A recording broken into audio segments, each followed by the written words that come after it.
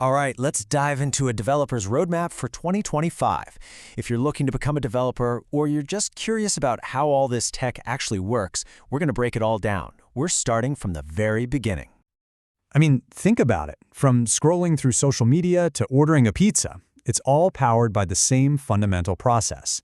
And it all kicks off with one single core idea.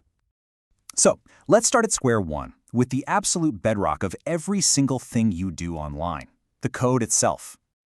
When you boil it all down, coding is really just a form of communication. See, computers don't speak English. They speak in ones and zeros. That's binary. So programming languages are kind of like a universal translator, a bridge that lets us humans give computers incredibly detailed instructions in a language they can finally understand. A great way to think about it is like a super detailed instruction manual, or a recipe. A programmer writes out every single step, line by line. Then, the computer just follows those instructions perfectly to create a website, run an app, you name it. Every button you click, every picture you see, it's all the result of these carefully written instructions. Okay, so just knowing how to write instructions isn't quite enough.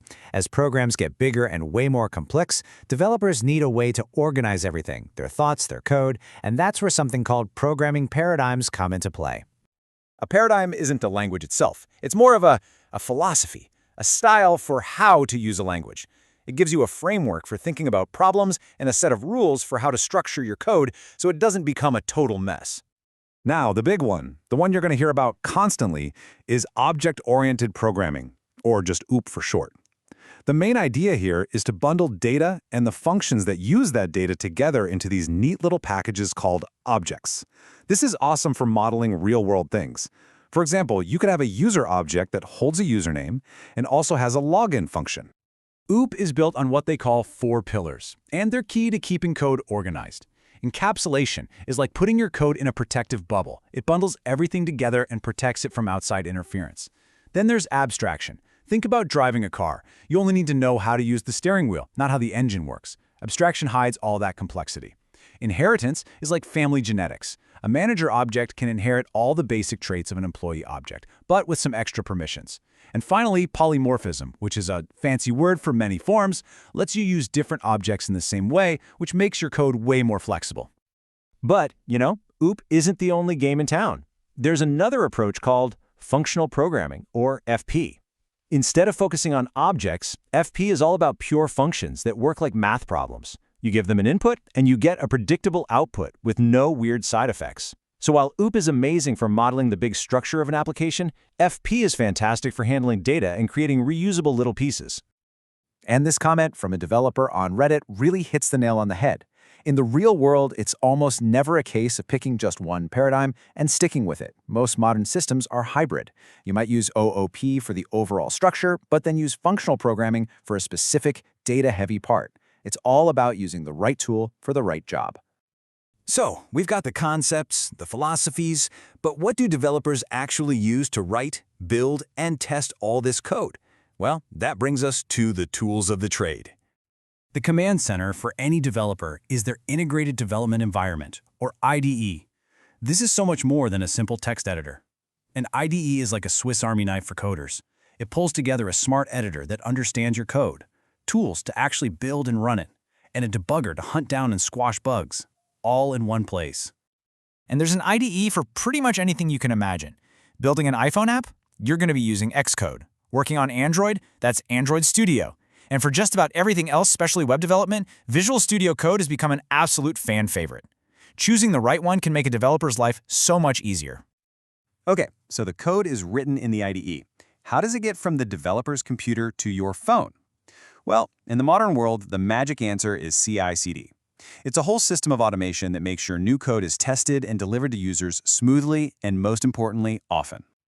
A CI/CD pipeline is basically an automated assembly line for software. A developer commits a small change, and then the system just takes over. It builds the software, runs maybe thousands of automated tests to check for any mistakes, and if everything looks good, it can automatically deploy the new version to users.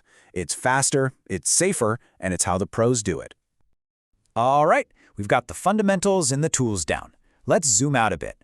What are the major forces that are shaping the entire world of software right now, in 2025? And no surprise here, the biggest trend is, of course, artificial intelligence. In 2025, AI is way past being just a cool idea. It's a real practical tool. Developers are using AI to help them write code, review it, and even test it. It's less of a replacement and more like having a super smart copilot helping them build better software way faster. But hey, it's not all about AI. Cybersecurity is more important than ever. Companies are using multiple cloud providers to keep things reliable and control costs. There's also this massive push to update old, clunky software. And with all this new tech, there's a huge demand for developers who actually know how to use it. So, what does all of this mean for you, for someone who might be just starting out? Let's tie this all together and see what a path into the software world really looks like. First off, let's talk about a number that might catch your eye. According to Glassdoor, this is the estimated total annual pay for an entry-level software engineer in the United States. It's a field with some serious opportunity, right from the get-go. And the future? Well, it looks incredibly strong. This chart shows that while job growth across the board is pretty average, software engineering jobs are projected to grow by a whopping 25% this decade. The demand for great developers is definitely not slowing down. So what does it take to get that first job? Well, knowing a programming language is a given, of course. But look at the rest of this list. Problem solving, communication, teamwork. These so-called soft skills are absolutely critical. And probably the best way to show you have all of these is to build a portfolio of your own projects. This quote from the CTO Club brings it all home perfectly.